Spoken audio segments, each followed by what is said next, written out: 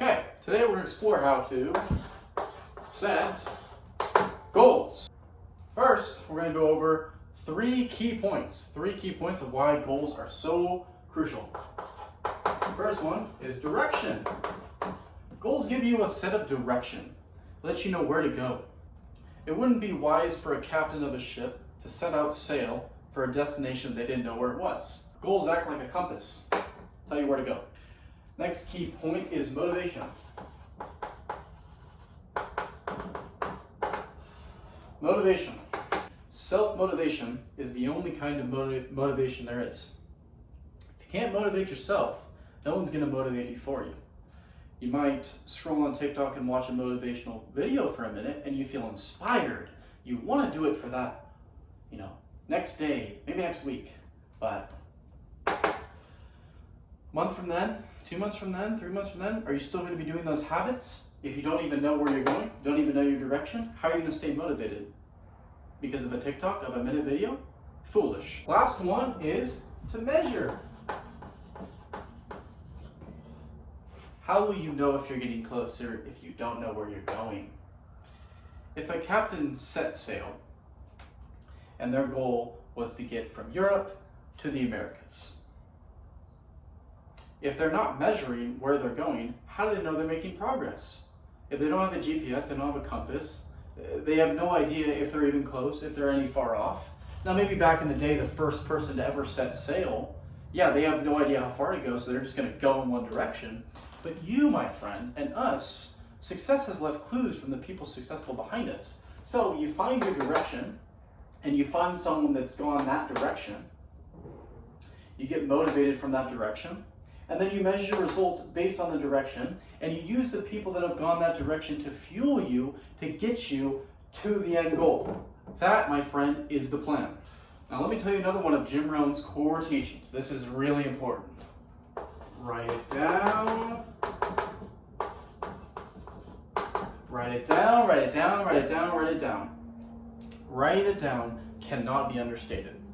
This simple act can make all the difference. See, when you write it down, you're making a commitment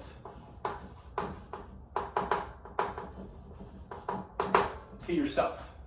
You're committing to the direction by writing it down. And when you write it down, write it in the present tense. You say, I am so happy and grateful now that. And then just say exactly what you want, but write it in the present tense as if you've already had it. All we have is the present moment, and we attract what we are. So what we're trying to do here is become the person that is the thing that you want. So if you want more money, you need to become the person more valuable, and then you'll make more money. Next thing that writing it down does is give you clarity. Clarity. You'll often find when you write it down that you actually don't know what you want, and you're actually quite confused. And you start writing down the money amount, you start writing around, who you want to see, what locations you want to go to, and it actually starts to get you thinking. You're like, oh, do I really want this? Like, everyone knows they don't want to have certain problems, they want to have money, everyone wants to be rich, everyone wants all the girls, whatever. But when you actually write it down, you get very, very clear on what you want. And clarity is what we're after here. Clarity is huge. Now the last one is it's a visual reminder. Visual reminder. When you look at these goals, don't just read it. Don't just read them back to yourself. Visualize the gratitude you have that you're now that person. See yourself as that person. You want to have more money. If you want to be more charismatic, you want to have anything, start to visualize what that person does. How is that person walking? How is that person talking? How does that person shake hands? Does that person make direct eye contact? What does that person do? What does that person wear? How does that person smell? What does their skin look like? Everything. Get as visual as you can. Try and be in that moment where your feet are literally in the same spot as that future self is, because all we have is the present moment. So now we're putting ourselves into that present moment as that new person. Now, once we have this visual reminder, when the handshake comes up, when the closet is open and you're deciding what to wear, you're just going to begin to act like that person, and what will happen is you become that person. So I want you to take a moment right now and write down your 3 top goals. Write down a financial goal or an economic goal. You can write down a personal development goal. So do you want to become a better leader? Do you want to become a better speaker? What do you want to do? How do you want to develop as a person? Who do you want to become?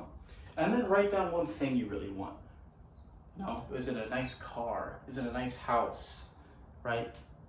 Maybe it's a nice suit you want. Maybe it's a nice watch. Anything. Something that'll motivate you. And what you can do is once you have all these 3, once you put all the goals into these 3 categories, now you can start to add into each of them. So how many more financial goals can you have? Well, how many businesses do you have, right?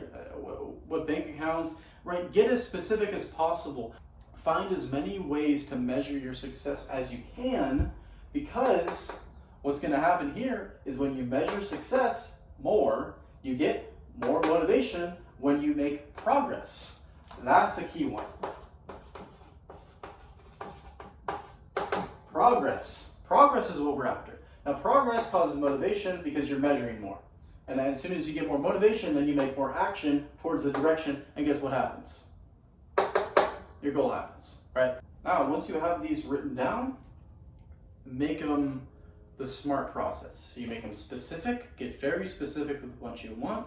No one knows what a lot of money is, okay? Right? Exactly how much money? What is financial freedom? What is that for you? What does that look like for you? How does that feel to you? Okay? Then you make them measurable. So how to measure it? How much money is in your bank account? Obviously that's measurable.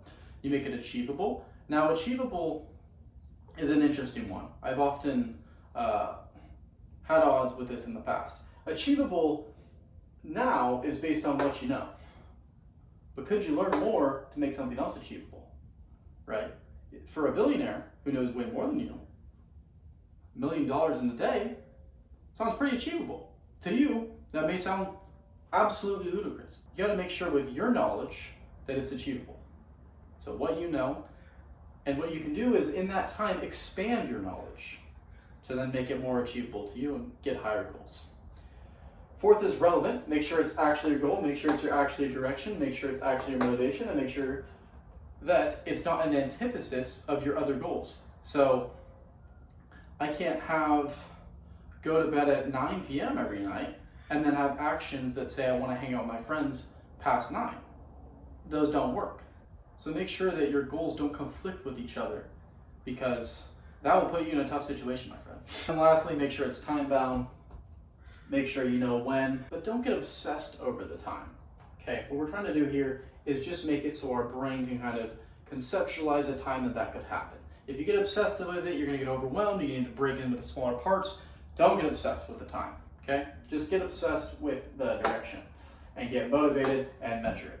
Get obsessed with the progress. Okay, next step is activity. Or in other words, actions.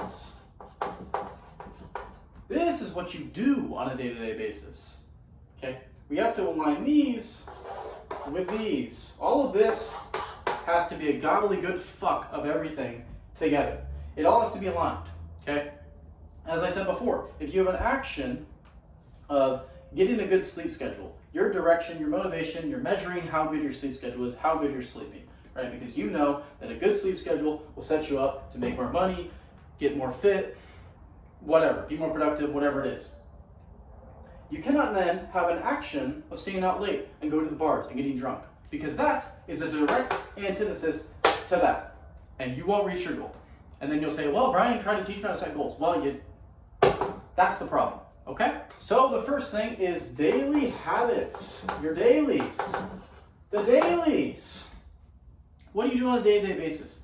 If your life is absolutely fucked, if you have nothing going for you, I want you to write down everything you do in a day-by-day basis. Literally even write that I took a shit at this time. Write everything, okay? And what you'll start to realize is I'm doing 2 hours on this, 3 hours on that, I'm doing that much TikTok, that much that, and then you're like, huh, wow, I got out of bed at 9, I woke up at 9, I was on my phone for 3 hours in bed, and then I wonder why I wasn't productive until 12, because you're on your phone for 3 hours.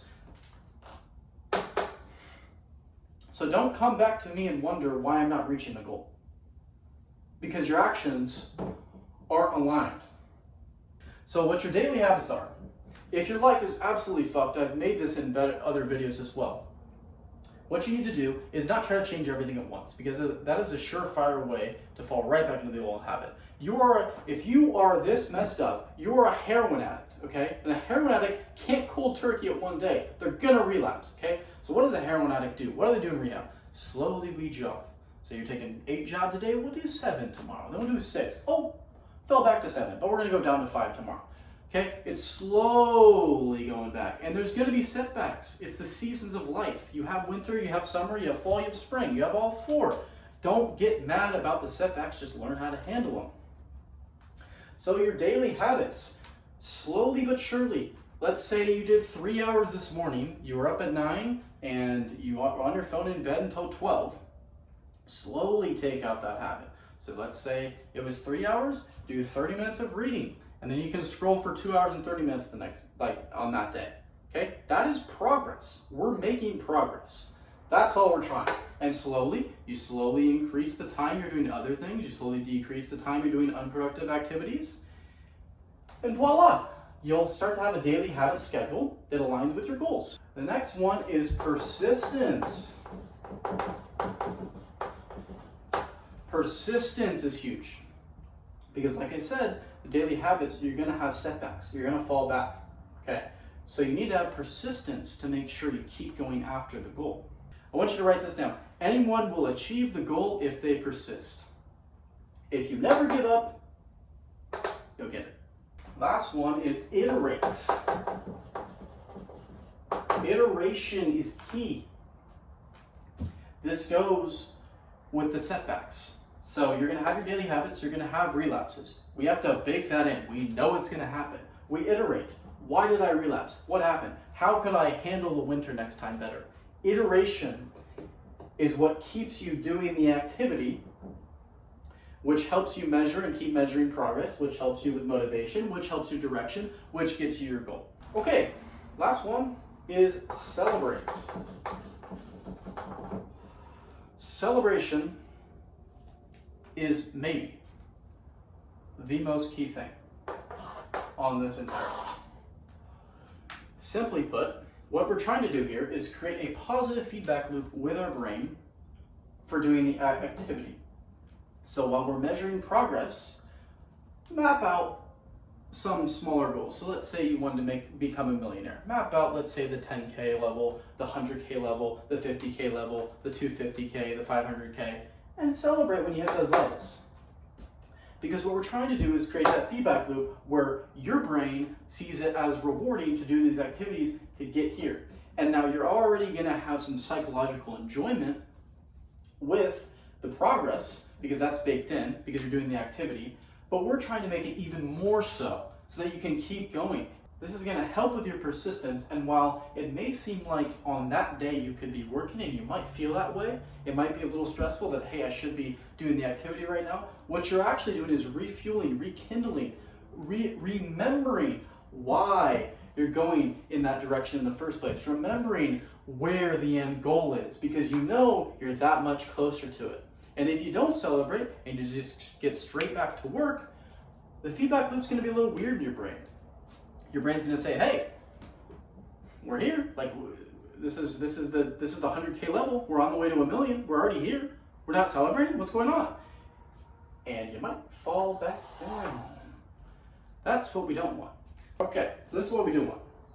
Right? We want that, like a good chart. Think of your life like a stock chart. This looks pretty good. Okay? Same level. Say this is 100K. This is when you reached it. You came back down. Maybe this came back to 80. But then you went back up to 200. And now you're back on your way. You took another break. Back on your way. Now, let's take another person, for example. This person does not celebrate. This person goes straight up. Goes back a little bit. Doesn't celebrate. Goes up. Smaller gap. Smaller gap. Whew. Why'd they crash? Why'd they burn out? Why'd they quit? Well,